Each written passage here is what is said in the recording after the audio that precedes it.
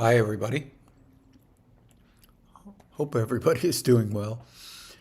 Um, we have a few questions, two that I'll try to answer, and they're doozies. They're difficult. Uh, this one is from Marlene.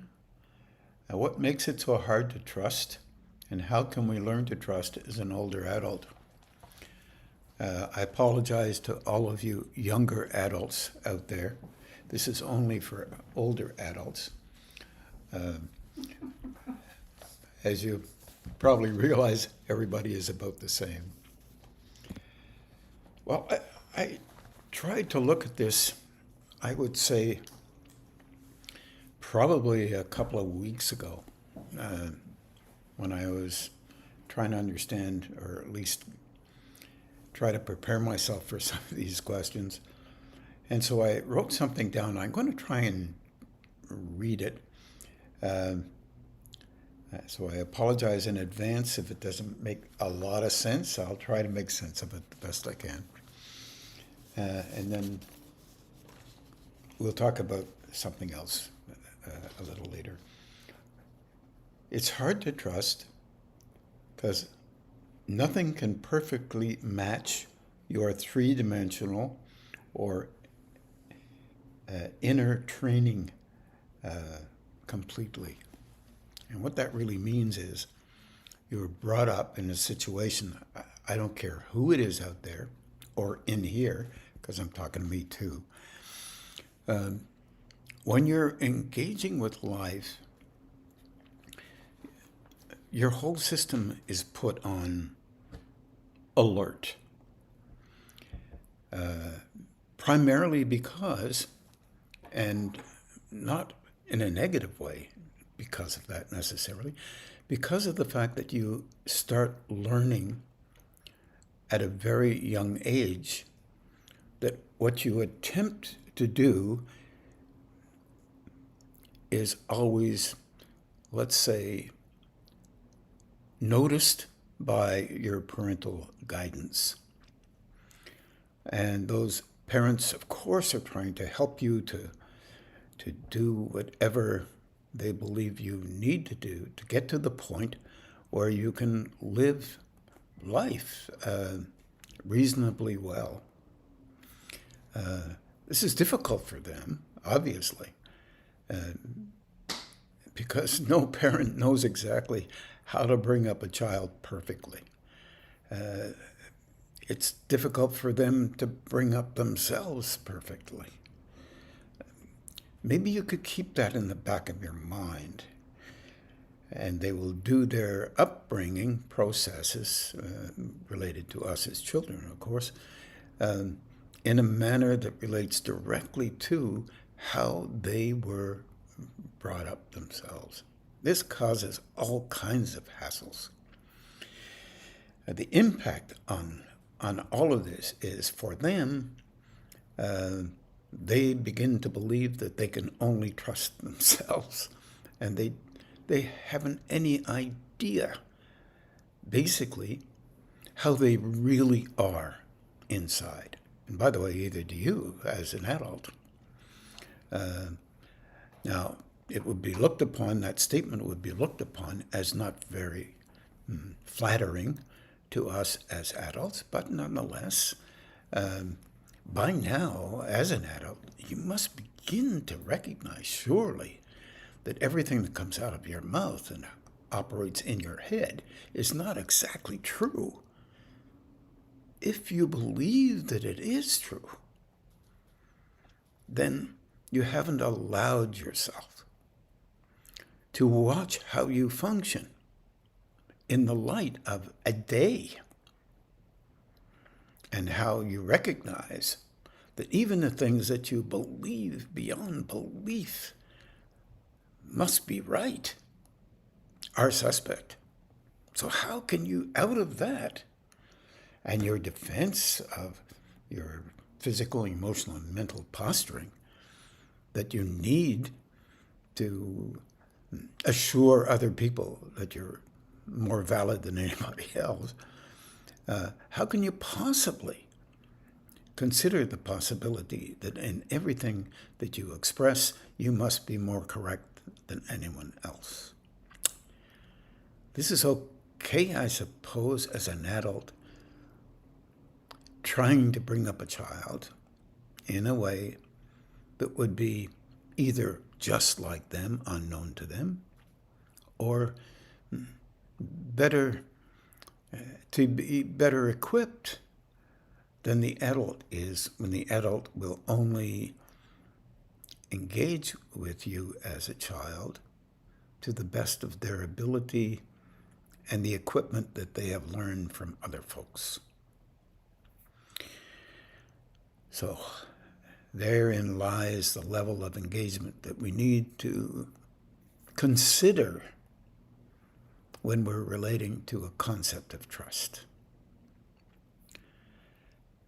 We can elect to engage the best we can, as honestly as we can. But then we have these images that we have to fly by. And what does that mean?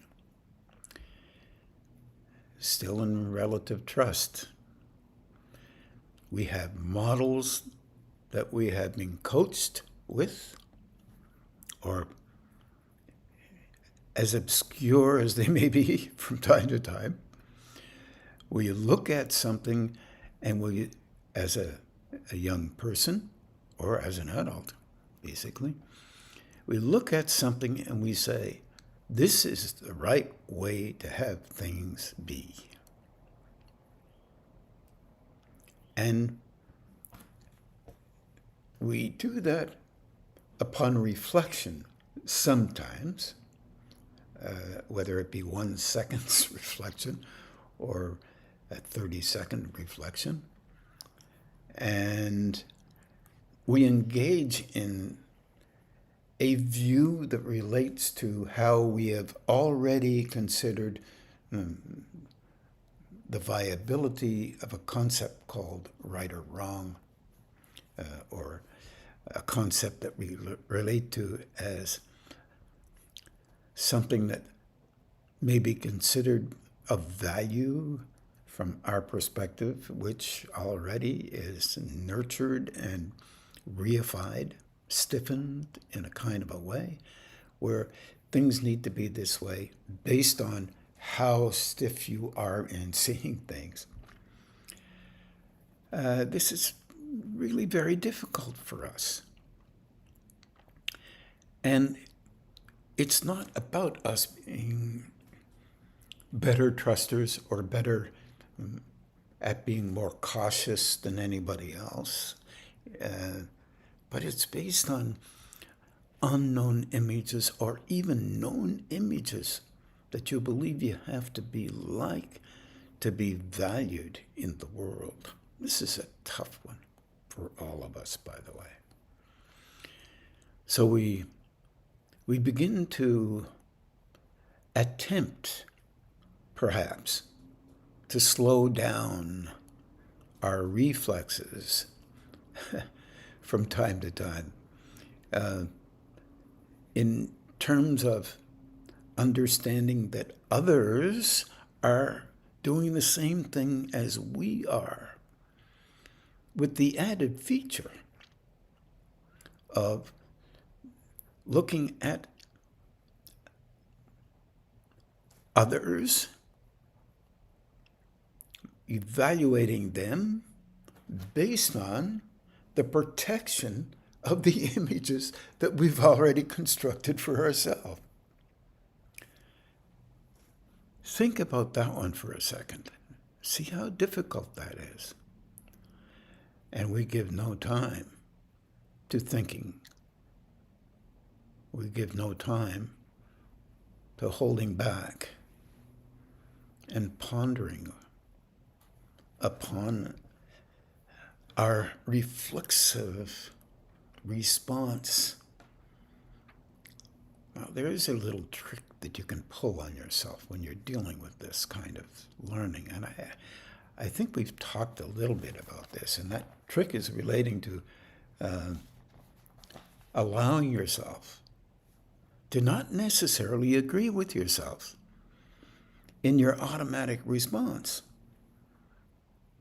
Well, this is very difficult for us because we also have another feature. If you spout off quicker than somebody else spouts off, it proves that you must be more valid than somebody else. Eventually, you get to understand that that might not be as real as what we consider it must be. And this is tough on us. Not so simple, this trust business. Why should I bother not reacting to something automatically when no one else is? That's a feature of the human system. Not with everybody. There are many who stop and think a bit. Whoa, just a minute now. What is this situation? What is going on here? Why does it need to be this way? Well, it needs to be this way because it fits the image of our parental background. It doesn't mean our parents are bad. It means it fits. We follow along. We engage with and continue to engage the way our parental trust levels or image levels were, let's say, valuable to them. So going slow with this trust business is really important. We don't do that very well. We have a very complicated way of engaging with others, communicating with others, listening to others. We don't have to look too far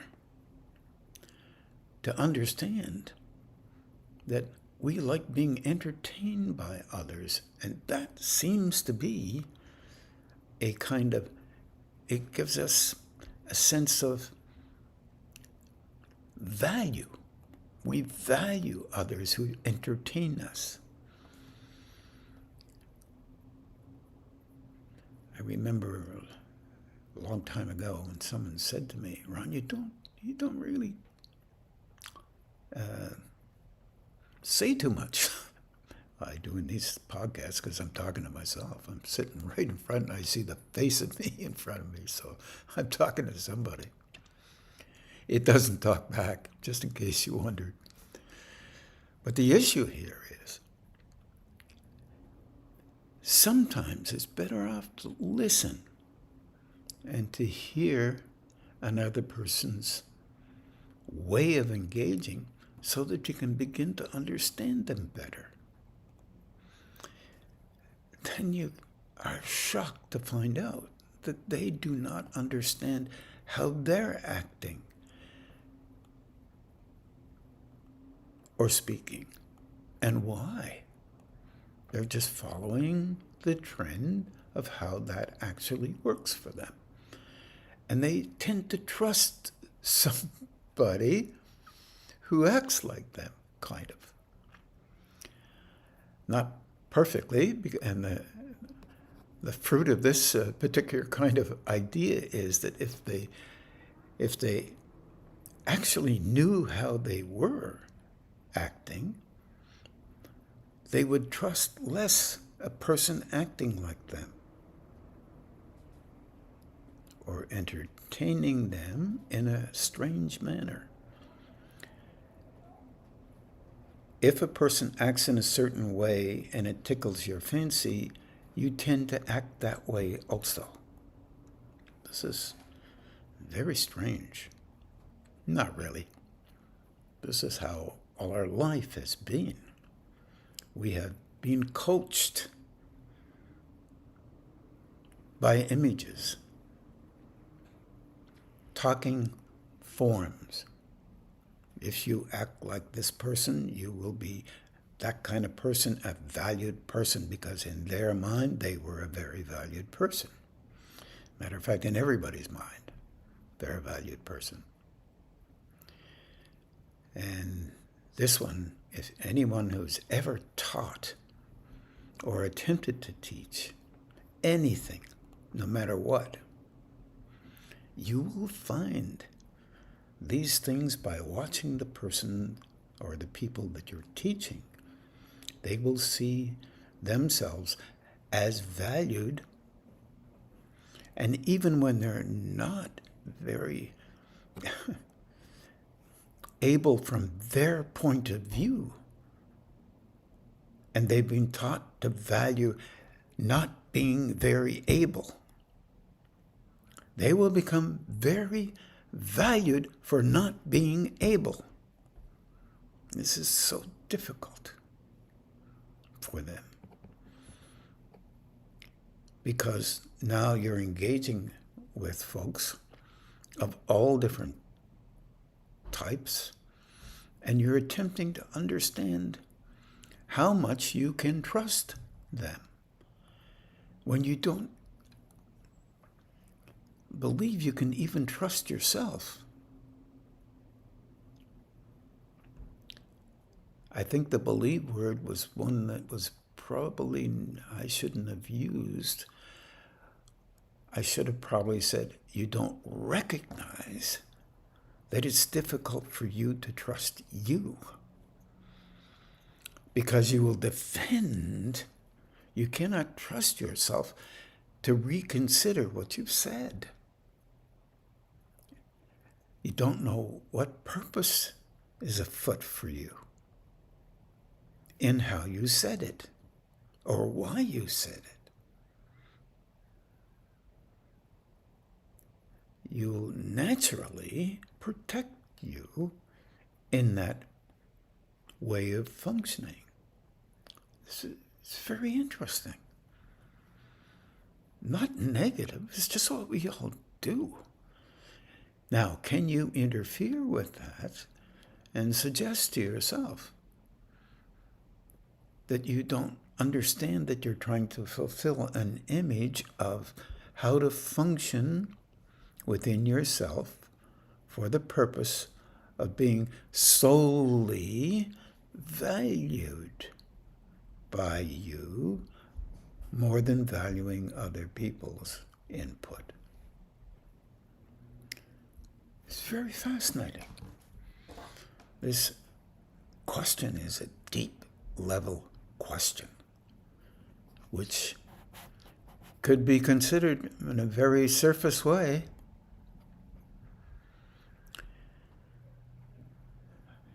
We all know that whatever is inside of us, in this three-dimensional core that has been brought along like a tail through the ages of our relationship with life, is a tail that swings around and enables us to cultivate a self-developing monitoring system, but also a self-defensive monitoring system. We don't see how or why we do it, and when we do, it's very annoying, it's frustrating. So we need to find a positive way of engaging with this, not a negative one, because it sounds like it's, negative. If our parental background had not have helped us to be even what we are, no matter what it is, from their perspective, we would not be able to survive. And from our perspective, we add a few little trinkets to those things that we believe are very important, and we hang them on our tree of life, and we say, okay, I've got it right now, and this is how it has to be, or this is what it is.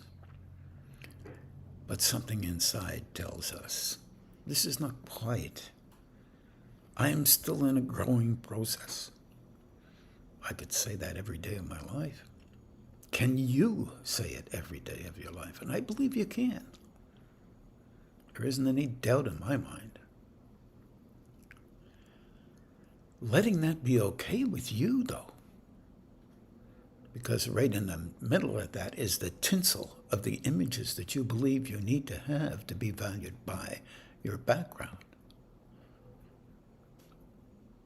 Their pressure, unknown to you and unknown to them most of the time, were the images that they portrayed to you as they engaged with life. And that includes national, cultural backgrounds. It includes just the day-to-day responses that each and every one of us have, no matter how slight or no matter how valued. These interfere with responses that are, let's say, geared towards being curious about how another is engaging with us. It must include physical responses, emotional responses, because we're so involved in the emotional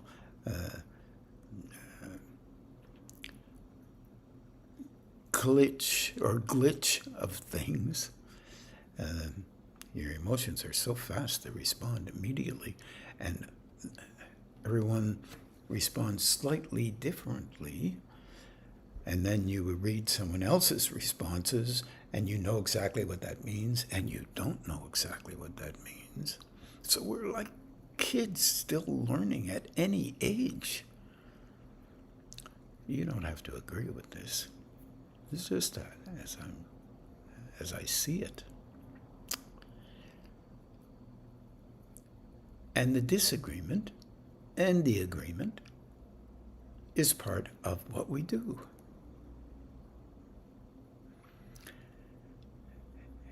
You may notice this yourselves. If you listen to something that doesn't quite agree or make sense to you, you stiffen up a little bit and you have a reflex that protects or responds relative to your need to engage in a manner that you've been trained to do. If you have an awareness of this, you're very fortunate. If you're even aware that it is okay for you not to always agree with you. You can change your mind at any given moment. You just need to tell other people, if you're talking to them, that you've changed your mind. And then notice how quickly you reflexively engage with being exactly the way you were 20 minutes ago as opposed to 20 seconds ago. When you change your mind, you can change it back. Because it's as if there's a kind of a shell that needs protection within you, related to you being of some relative value. It is worse when people feel that they are not valued because they felt that they were not valued through the training period. And here's the added problem. That level of value can be really just as stringent, such as, let's say, even difficult. If you were valued all the time, then you feel a kind of resentment that because you don't know exactly how to live even then perfectly, you make it up, and then there's still a response as if like nobody told you what to do, how as well as they needed to for you to take it in. There's all kinds of folks out there. I think it's very difficult for people generally to get to the point where they can find that their engagement is perfect in the world. I didn't say that you didn't believe you were perfect in the world. In that case, it's hard for you to see that you weren't. It's complicated. All of this is related to trusting other folks, even yourself. It's shocking to find out that other folks can trust you even when you know you're not trustworthy in some instances.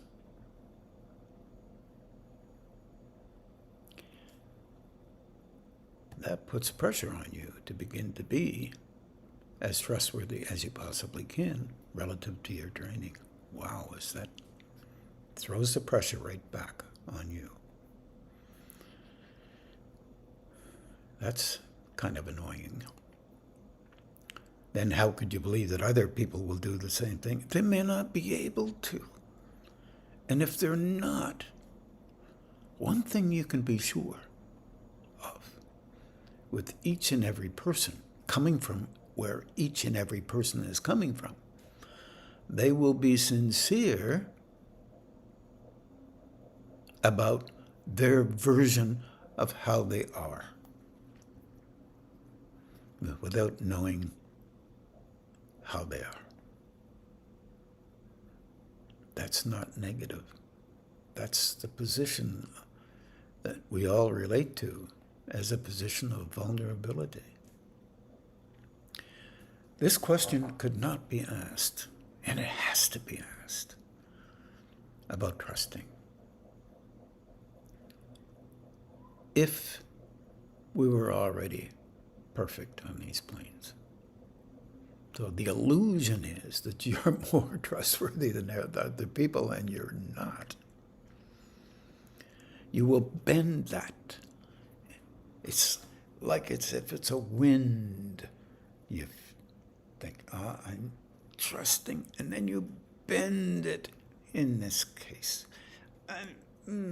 This is my version of trust in that case. This is my version of trust in this way, in that way, in another way. If you look at that as if it's a vast field of learning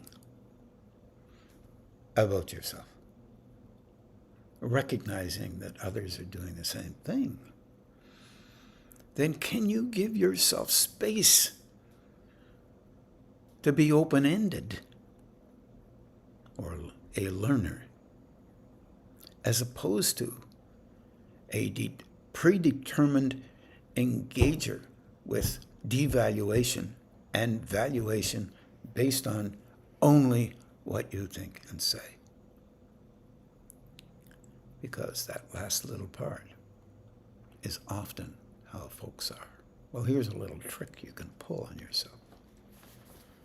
And you've already known this trick. I think I wrote it down here somewhere.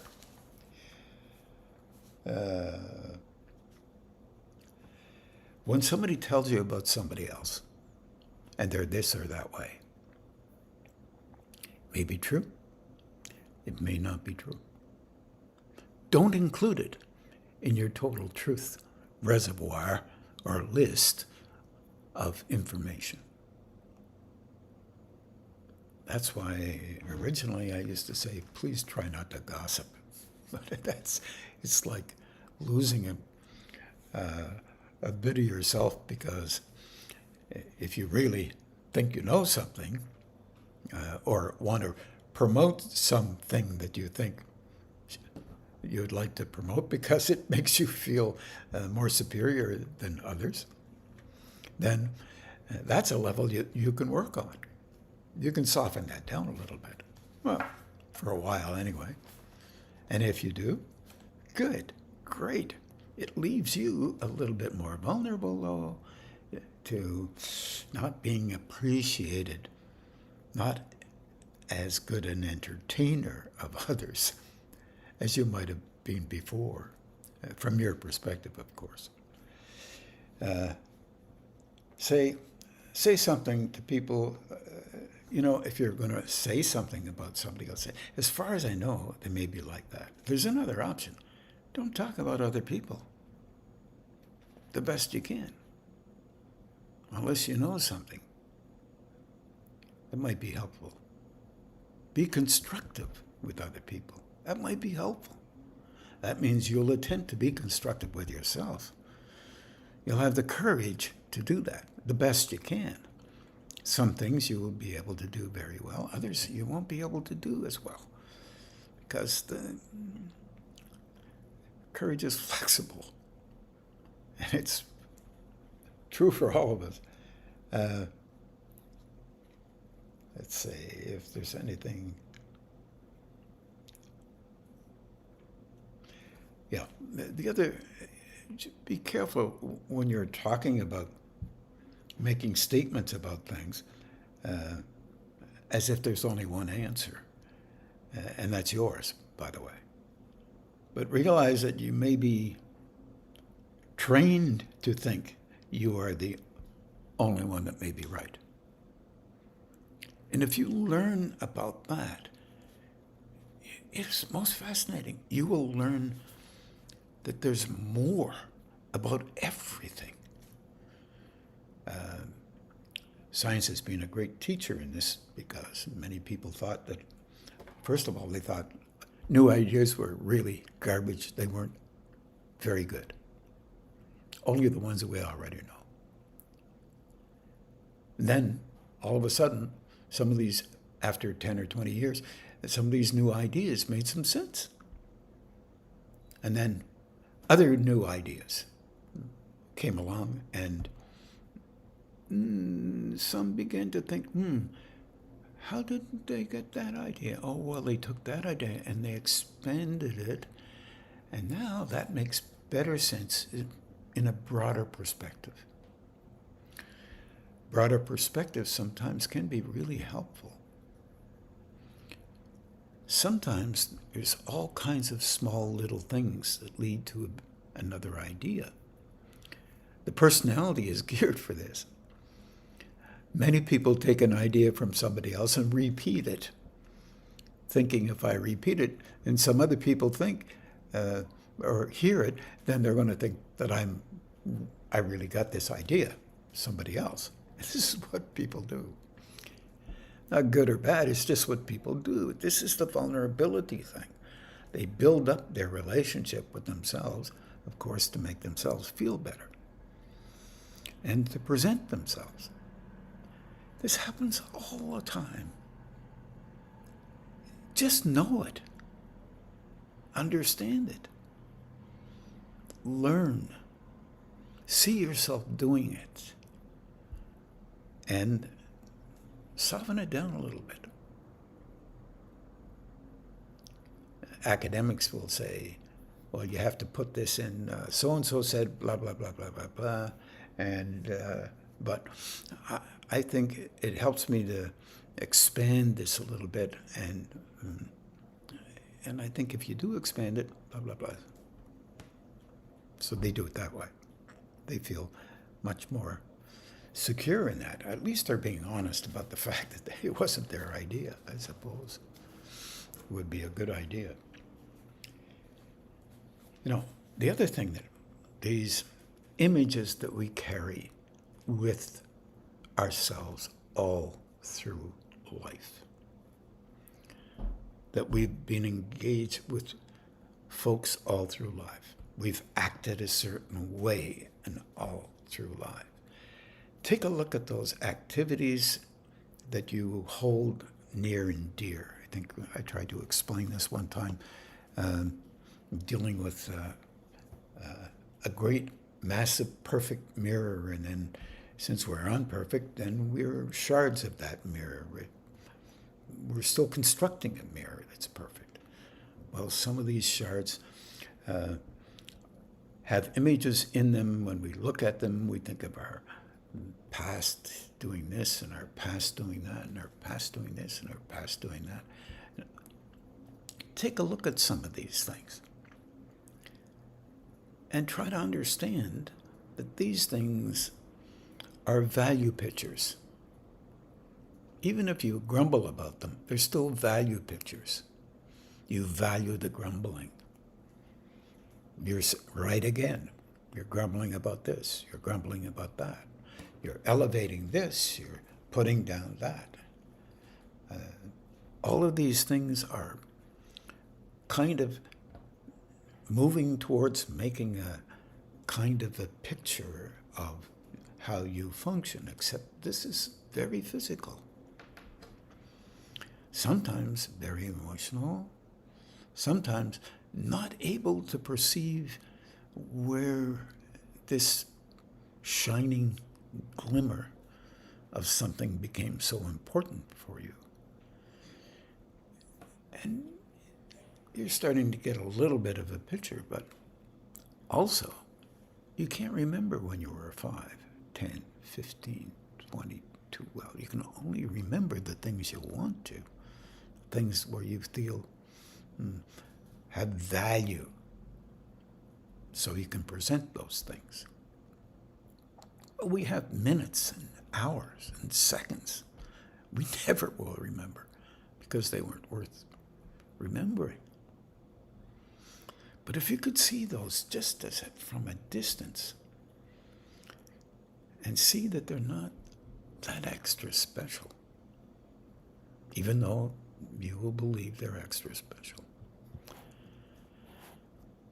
then it might be able to soften a mood within so that your reflexes to respond in a way that gives you an elevated position or a diminished position, but very harshly spoken. Because that's still worth set up in a valuable way. We have strange ways of looking at each other, but we're attempting to do it as honestly as we possibly can without even knowing it. We shape these images, move them around, and it is okay to do so, because it begins to help us to understand that others are doing the same thing. And sometimes they will show you one version of themselves that annoys you because you're seeing that version which is relative to other images that have trained you. And you are protecting yourself naturally, reflexively, against those other images. And this form may look like something, but may not be perfectly like that. There's so much that relates to the defense and posturing of what you need to do to be helpful to yourself, ourselves, because it happens in all of us, not just in the very few. And then again, that's a question about trust. These reflexes are so fast.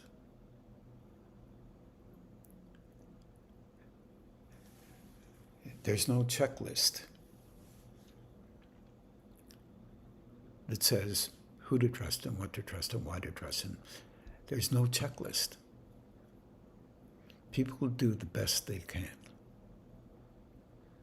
And sometimes the best they can is pretty coarse.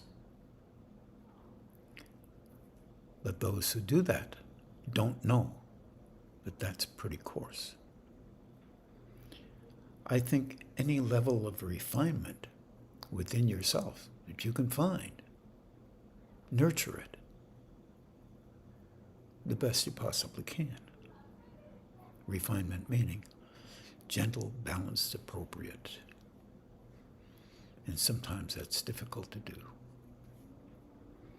because the intensity of how we engage with life, according to the need that we have to do so, in any given moment,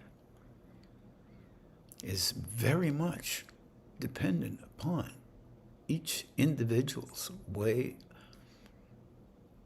of handling their own frustrations, their own versions of level of value. When level of value in relationship to trust sometimes is not real. Because a person is this, that, or that, they should be trustworthy. Sometimes yes, sometimes no. See it in yourself. Know that it's in others. Do your best, the best you can with it. Recognizing that once you have declared something to yourself, it does not mean that it is forever true. Because that's not life. That's a formula where you believe that you are right all the time. Check out when you're not. Be okay with that. Be okay more often than you're not. And you will find you're perceiving trust a little bit better within you. And that will open you to see it in others and also to see when it's not there. I'm not saying I did a perfect job with that. I'm just saying that's today's moment on that particular thing. Because it's a tough one. I wish you all well with that one, myself included. We have another one from Maria Stewart. What is the difference between soul and personality, and what does soul-infused personality mean? My God, Maria, this one is being constantly written about, and I'm not sure that anybody has a perfect answer. Many people say they do, but I'll give you some answers. Some say it's a higher spiritual state, the soul. Others say it doesn't exist. The word is just a word related to a fill-in for spirit.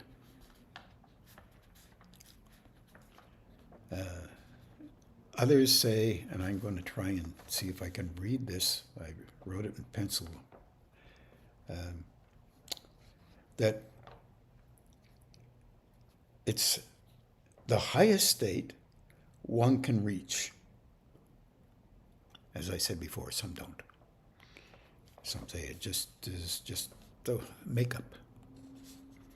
Some believe soul union is when the chakras all link together, even at the lowest level, which means root center all the way up to the top of the head.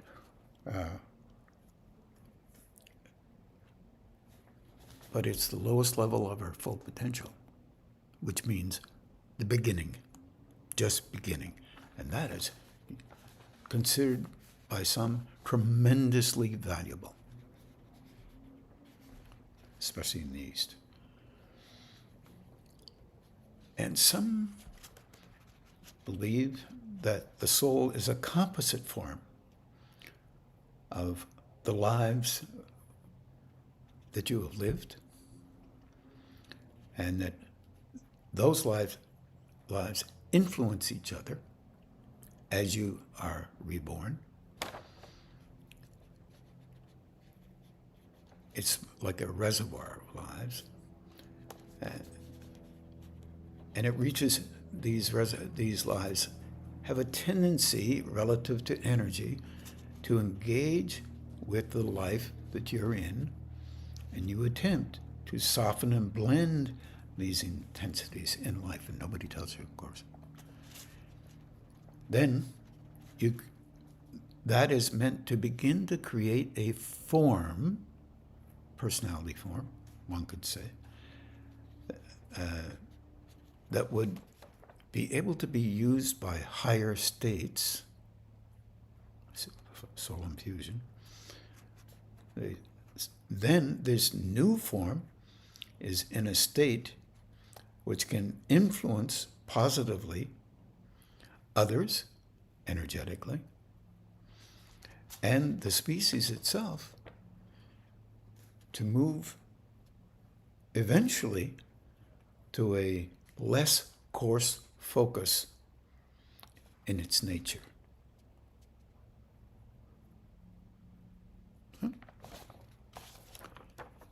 And that would be soul infused. In other words, the personality is formulated so it can be used to be helpful as a higher state, and I said used, and that higher state engagement can be expressed through that system in varying ways, some in 1 or 2 different ways, some in 4 or 5 different ways, this kind of thing. But the personality is not the key here. That higher state is the key here. And another one, soul infused, means your soul has a conscious impact on you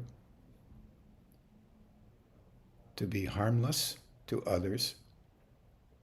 And that is a level of loving compassion that engages deeply into the personality, into the personal, even if not personally wanted by the individual. For example, I'll give you an example. Because we're talking about trust here, you might see that a person is not as trustworthy as you think that they should be. But then if you were soul infused, the energy would come in and help you to recognize that that person was of value for a purpose related to helping others. This is a big deal. This is an energetic thing. This is beyond this concept of the personality gets big and wonderful. It can do this, it can do that, and therefore it's really, really a valuable personality. It's not focused on the personality. But soul infusion is enabling the energy of the personality structure to be functional for a purpose related to higher states. Then higher states are in charge of how the personality functions. This is a hard one for us to even make sense of, unless our view or our thoughts about our personal personality is so elevated that you automatically think that you're worthy of this kind of an interaction. But there again, it doesn't have anything to do with what you think. Absolutely not. It has to do with how the influence of those higher states can be helpful to others. Not because it's you that's there. That's real higher state or soul infusion. And we don't very often get this kind of thing. Sometimes there's views that, if you're very bright and very capable, there's all kinds of views about this. Maybe your mind is open in a way that can be used to increase the focus of the material on the material planes of an idea that may be helpful 100 years from now. That has been talked about by others. Or a person comes in to help people to know that they are capable of moving in a future direction to be as able as they have become on these planes. Personally, I think someone like Jesus, for sure, Buddha, perhaps, any able being who has come in and we have idealized them. Maybe they should have been. But certainly they have shown us, for one thing for sure, there is a potential within an individual that could be considered. And there are many who've come in. We don't necessarily, if you look at religious backgrounds, we don't necessarily talk about them all the time, but they are showing potential. Loving, engaging, helping. If we understood better, we would be able to even say transmitting energies that would be in our future, helpful to us to become more understanding and more engaging in life like them, perhaps. But then what we do with that is we believe that it's a competition, that we do a number of things. We become very, very important and valuable for this and that, and then we become really important, and people think of us 6,000 years from now as being very important under these conditions. I believe that it's a lot less. The personality structure is less important than the energetic engagement that our systems have with each other. But that sounds a little bit Eastern.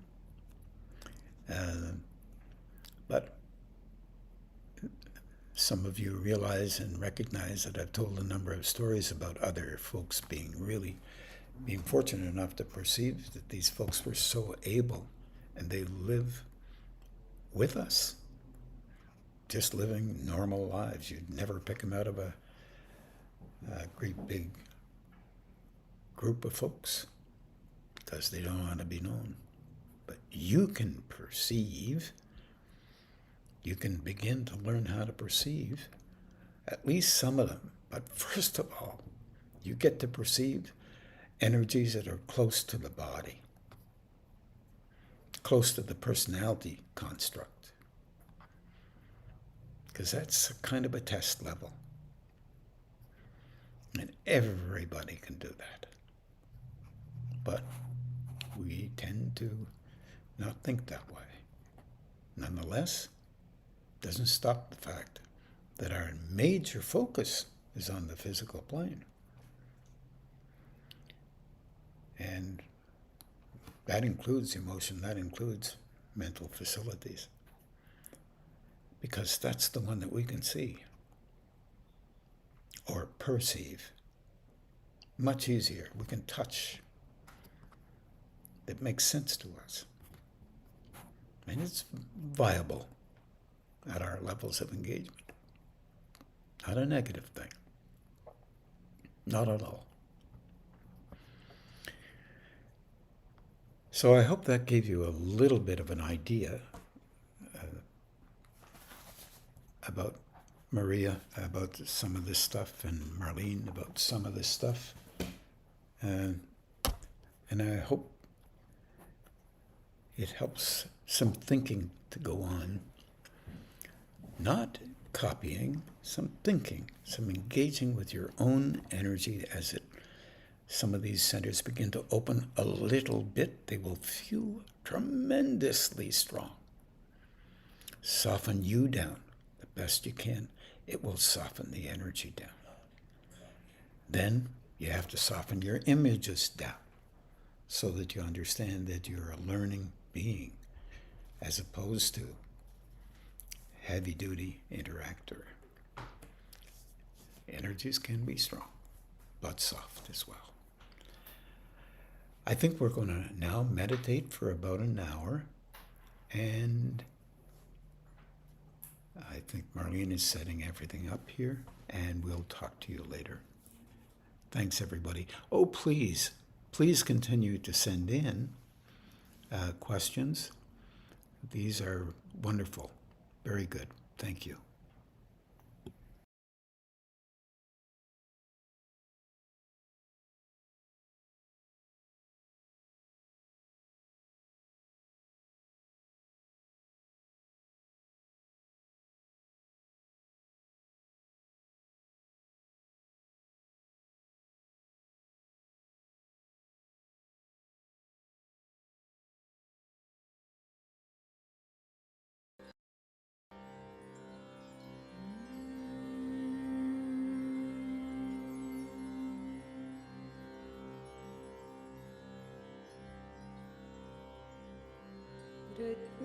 रत्नैः कल्पितमासनं हिमजलैः स्नानं च दिव्याम्बरम्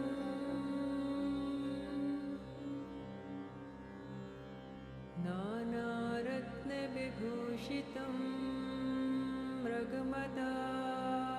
मृगमदामोदाङ्कितं चन्दनम्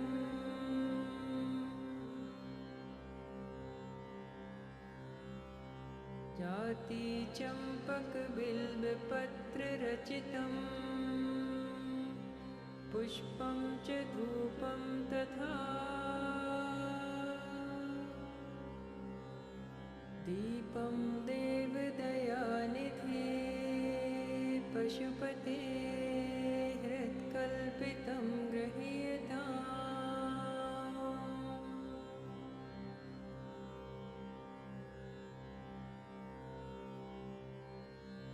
सौवर्णेन रत्नखण्डरचिते पात्रे घृतं पायसम् भक्ष्यं पञ्चविधं पयोदधियुतं रम्भाफलं पानकम्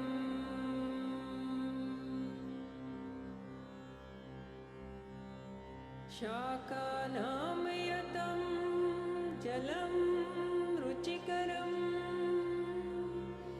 कर्पूरखण्डोज्ज्वलम्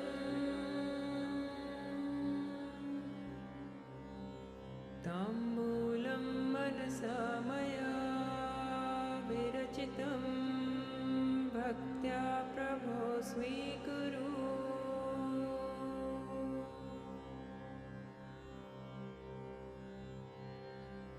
छत्रं चामरयोर्युगं व्यजनकं चादर्शकं निर्मलम्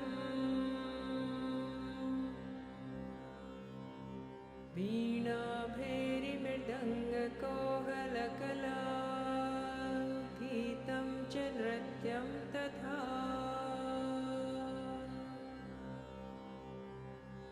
साष्टाङ्गं प्रणतिः स्तुतिर्बहुविधा एतत् समस्तं मया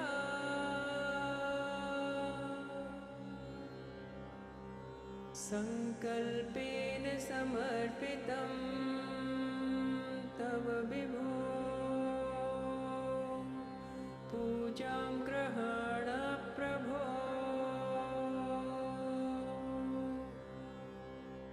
आत्मा त्वं गिरिजामते सहचराः प्राणाः शरीरं ग्रहम् पूजा ते विषयोपभोगरचना निद्रा समाधिस्थितिः सञ्चारः पतियोः प्रदक्षिणविधि स्तोत्राणि सर्वा गिरो यत् कर्म करोमि तत् अखिलम् शम्भो तवाराधना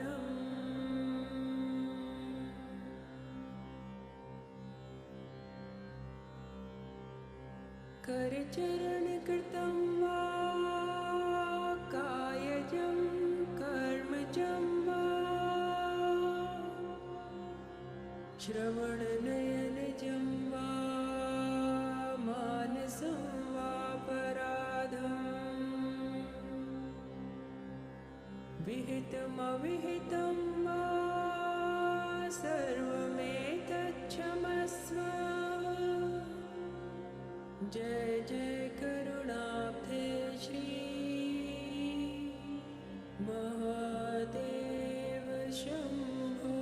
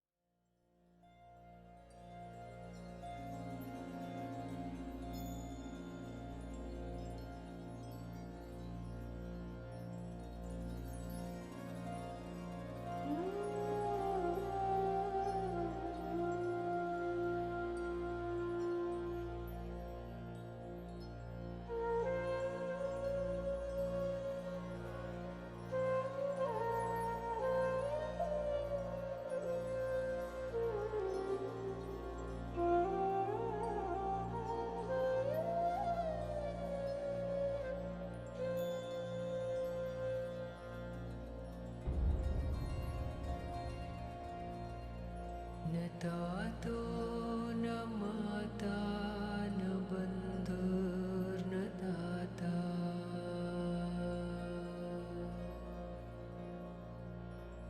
न पुत्रो न पुत्री न भृत्यो न भर्ता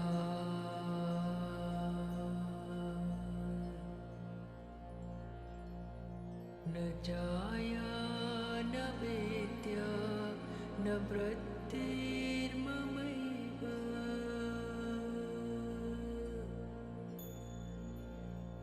गतिस्त्वं गतिस्त्वं त्वमेका भवानि। गतिस्त्वं गतिस्त्वं त्वमेका भवानि।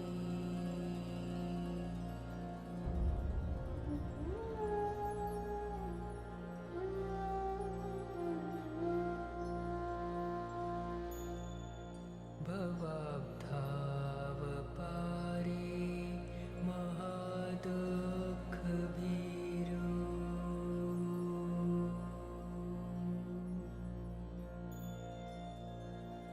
प्रपातप्रकामी प्रलोभी प्रमत्ता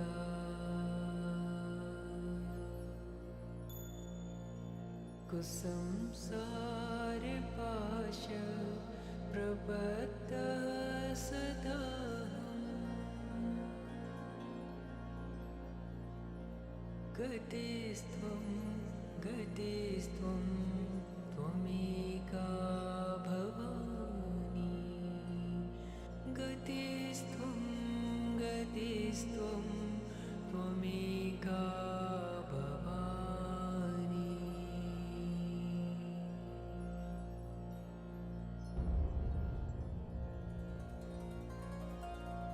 न जानामि दानं न च ध्यानयोगम्।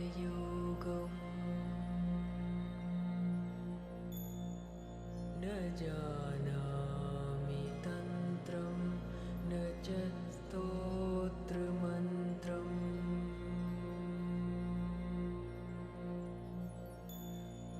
न जानामि पूजां न च न्यासयोगम्।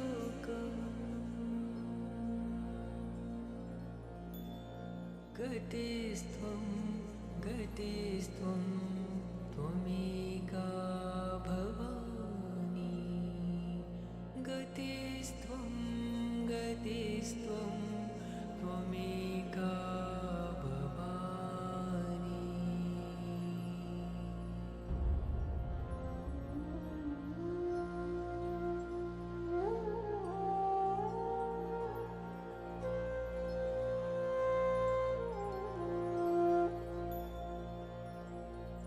न जानामि पुण्यं न जानामि तीर्थं न जानामि मुक्तिं लयं वा कदाचित्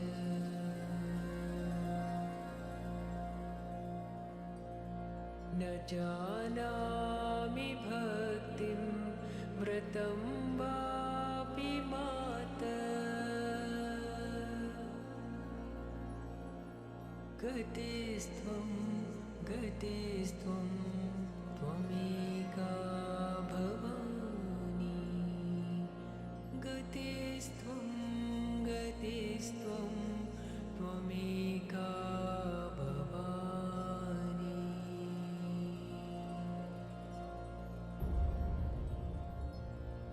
कुकर्मी कुसङ्गी कुबुद्धि कुदास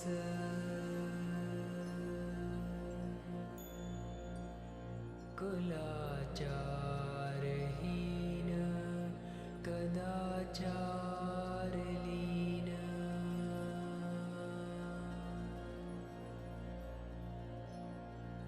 कुदृष्टि कुवाक्य प्रवन्द सदाहम्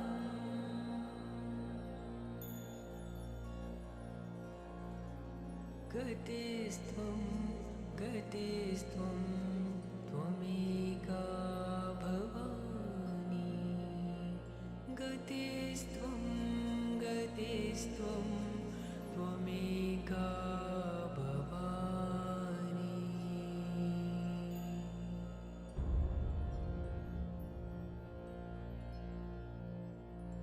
प्रजेशं रमेशं महेशं सुरेशं दिनेशं निशीथेश्वरं वा कदाचित्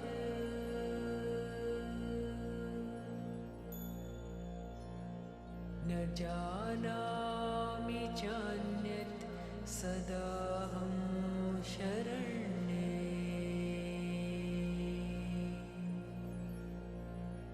गतिस्त्वं गतिस्त्वं त्वमेका भवानी गतिस्त्वं गतिस्त्वं त्वमेका भवानी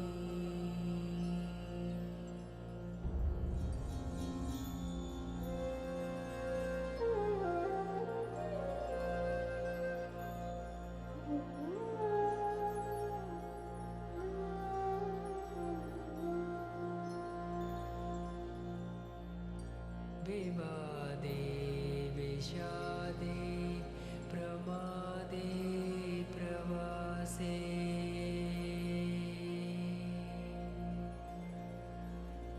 जले चानले पर्वते शत्रुमध्ये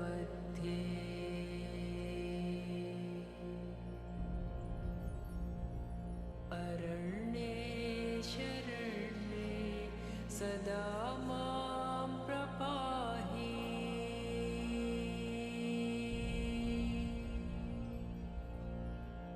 गतिस्त्वं गतिस्त्वं त्वमेका भवानी गतिस्त्वं गतिस्त्वं त्वमेका भवानी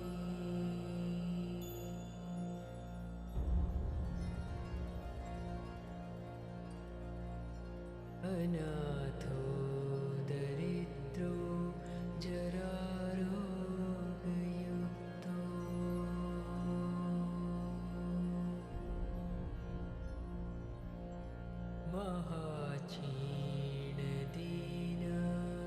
सदा जाड्यवक्त्रा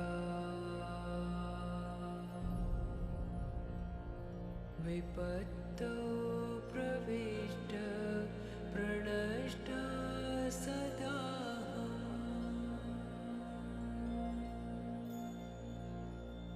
गतिस्त्वं गतिस्त्वं त्वमेका भवानि गतिस्त्वं गतिस्त्वं त्वमेका भवानि गतिस्त्वं गतिस्त्वं त्वमेका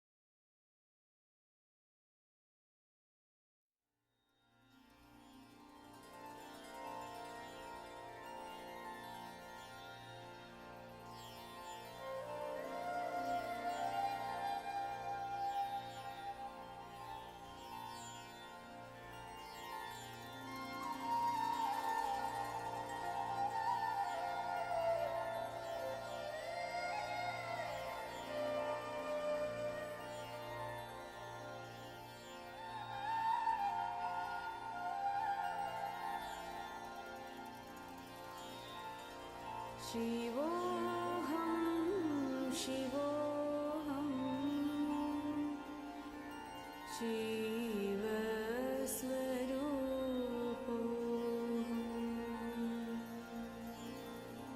शिवोऽहं शिवोऽहं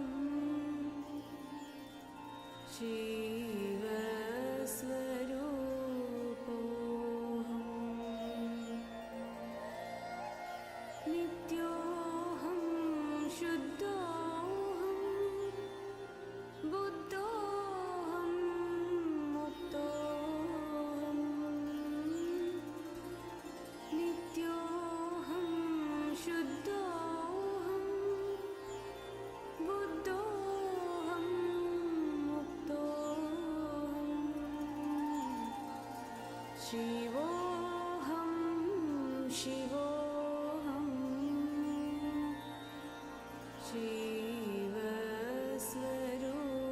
शिवस्वरूपोऽहं शिवोऽहं शिवोऽहं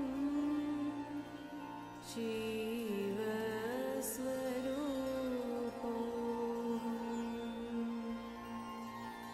नित्योऽहं शुद्धोऽहं बुद्धोऽहं मुक्तोऽहं नित्योऽहं शुद्धोऽहं बुद्धोऽहं मुक्तोऽहं शिवोऽहं शिवोऽहं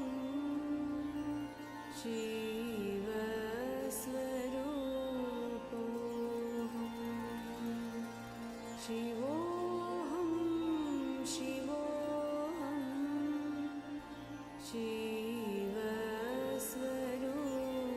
शिवस्वरूपोऽहम्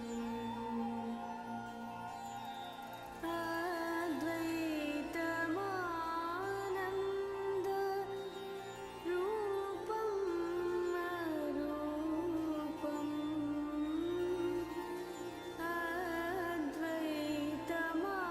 अद्वैतमानन्द रूपं अरूपम्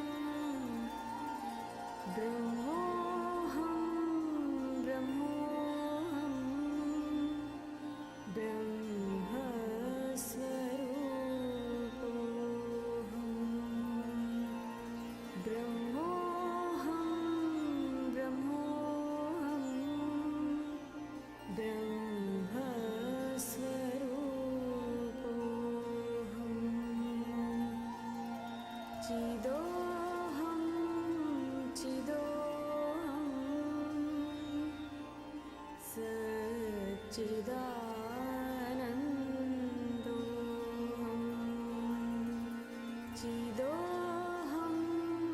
चिदोऽहं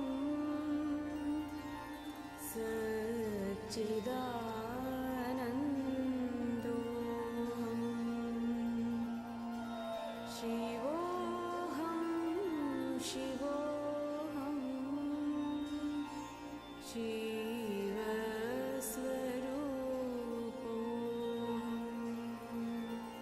शिवोऽहं शिवोऽहं शिवस्वरूपोऽहं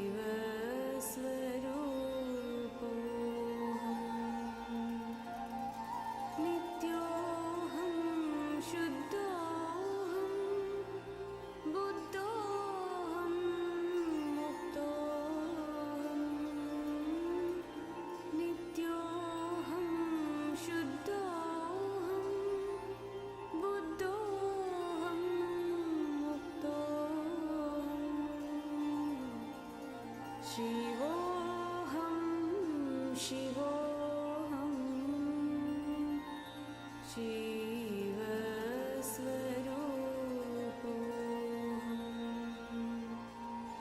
शिवोऽहं शिवोऽहं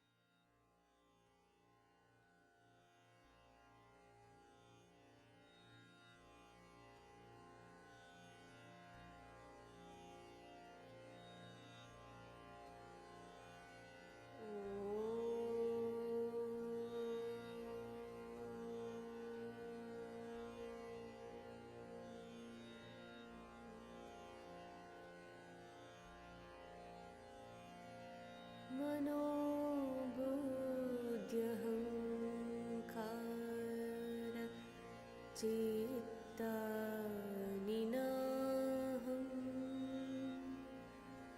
न च श्रोत्रजिह्वे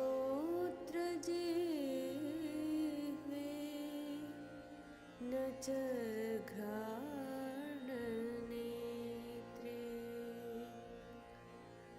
न च व्योमभूमिर्न तेजो न वायु चिदानन्दरूपः शिवोऽहं शिवोऽहं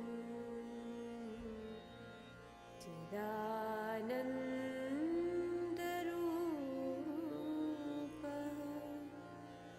शिवोऽहं शिवोऽहं न च प्राणसंज्ञो न वै पञ्चवायु न वा सप्तधातु न वा पञ्चकोश न वाक्पाणिपादं न चोपस्तपायु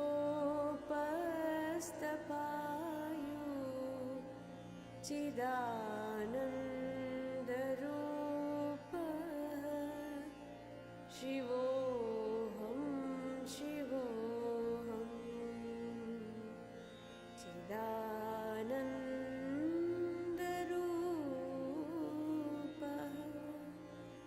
शिवोऽहं शिवोऽहम् न मे द्वेषरागो न मे लोभमोहो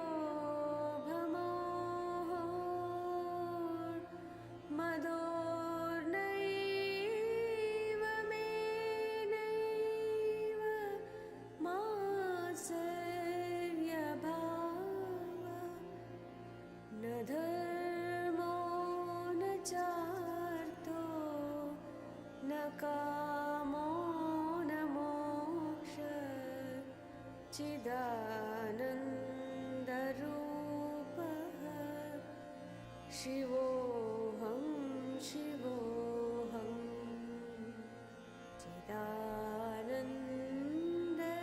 चिदानन्दरूपः शिवोऽहं शिवोऽहम्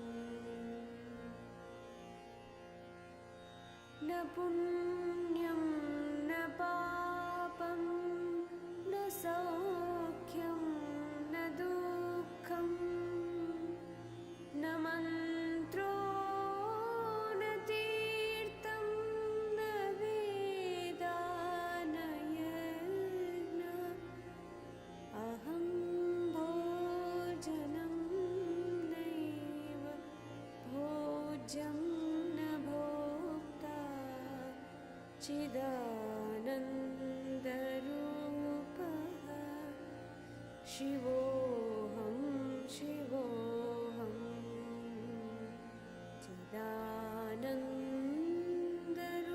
चिदानन्दरूपः शिवोऽहं शिवोऽहम् न मृत्युर्न शङ्का न मे जातिभेदः पिता नैव मे नैव माता न जन्म न बन्धुर्न मित्रं गुरुर्नैव शिष्य चिदानन्दरूपः शिवोऽहं शिवोऽहं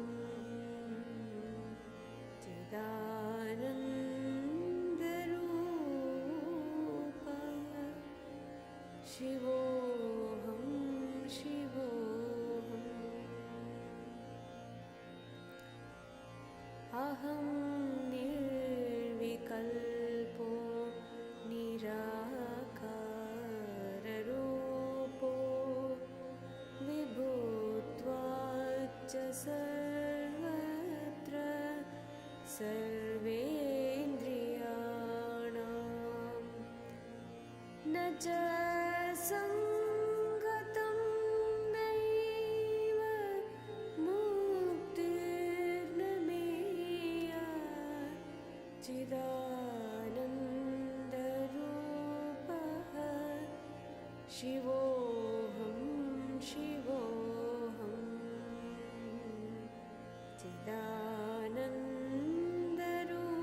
चिदानन्दरूपः शिवोऽहं शिवोऽहं शिवोऽहं शिवोऽहं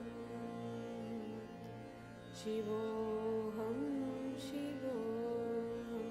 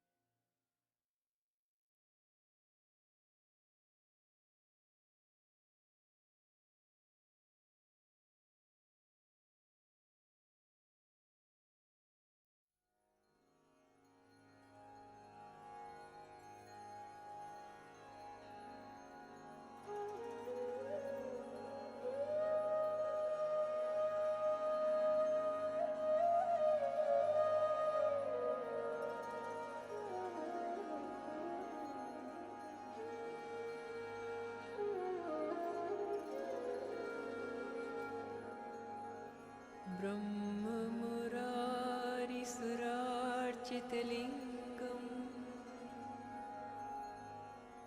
निर्मलभासितशोभितलिङ्गम् जन्मज दुःखविनाशकलिङ्गम्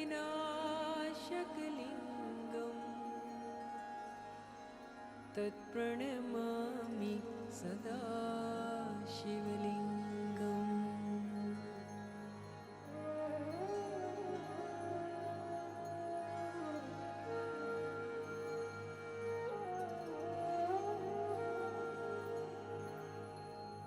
देवमुनि प्रवरार्चितलिङ्गम् कामदहन करुणाकरलिङ्गम्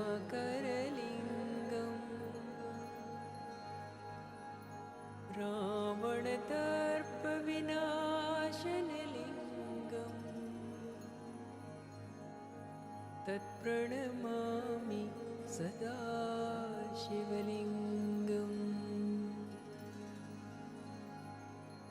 सर्वसुगन्धिसुलेपितलिङ्गम् बुद्धिविवर्धनकारणलिङ्गम् सिद्धसुरासुरवन्दितलिङ्गम् तत्प्रणमामि सदा शिवलिङ्गम्।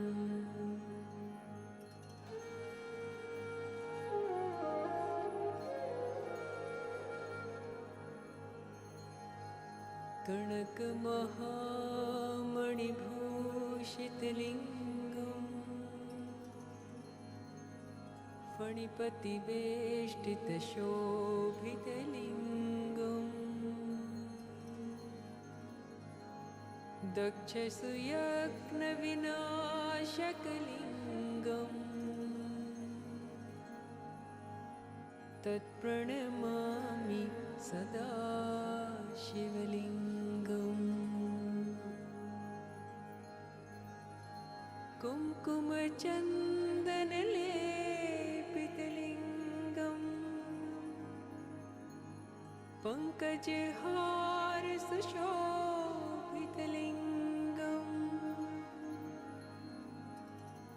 सञ्चितपापविनाशकलिङ्गम् तत्प्रणमामि सदा शिवलिङ्गम्।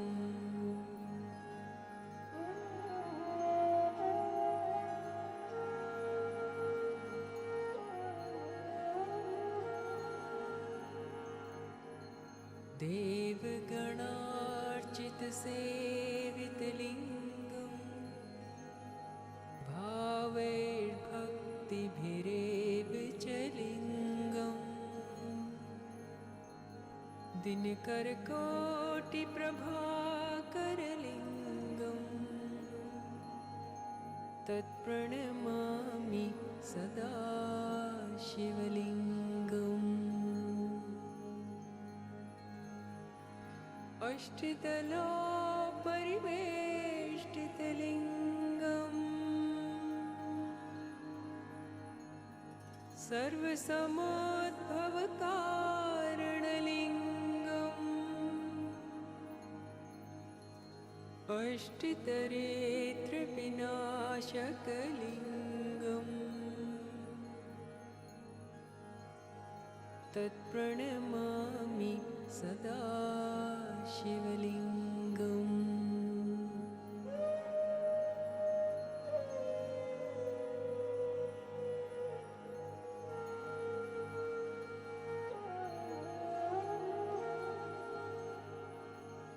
सुरगुरुसुरवरपूजितलिङ्गम् सुरवनपुष्पसदार्चितलिङ्गम् परमपदं परमात्मकलिङ्गम् तत्प्रणमामि सदा शिवलिङ्गम्। तत्प्रणमामि सदा शिवलिङ्गम् तत्प्रणमामि सदा शिवलिङ्गम्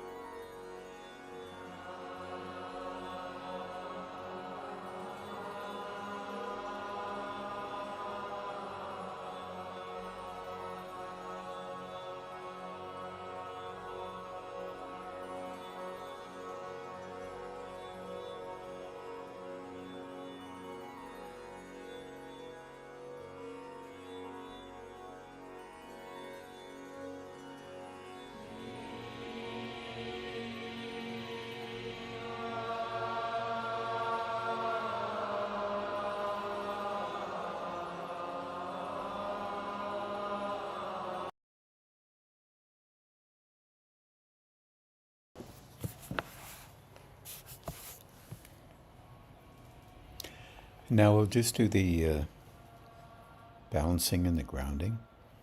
And have a good evening, everybody.